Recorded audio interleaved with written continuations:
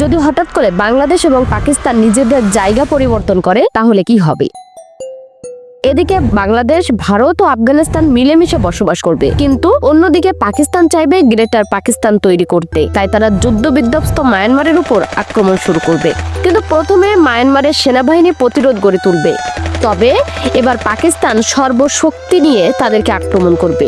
শেষ পর্যন্ত মায়ানমার পরাজিত হবে। এবার পাকিস্তানের টার্গেট হবে চিরশত্রু ভারতের 7 সিস্টার্স। তারা ভারতের 7 সিস্টার্স আক্রমণ করবে।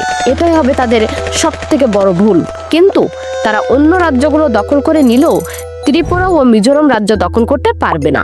এবার ভারত পাকিস্তানের উপর রেগে গিয়ে সর্বশক্তি দিয়ে দুই দিক থেকে আক্রমণ করবে এবং পশ্চিমাংশের কিছু অঞ্চল ও চট্টগ্রাম অঞ্চল দখল করবে। এখন পাকিস্তান আতঙ্কিত হয়ে চায়নার কাছে সাহায্য চাইবে। চায়না সাহায্যের জন্য এগিয়ে আসবে। এসব দেখে ভারতের বন্ধু রাশিয়াও ভারতকে সাহায্যের জন্য এগিয়ে আসবে। এখন চায়না ও রাশিয়া ভারত ও পাকিস্তানকে যুদ্ধবিরতির প্রস্তাব দিবে। এই প্রস্তাবের ফলে দুই দেশ তাদের দখলকৃত অঞ্চলগুলো পুনরায় ফিরিয়ে দিতে বাধ্য হবে।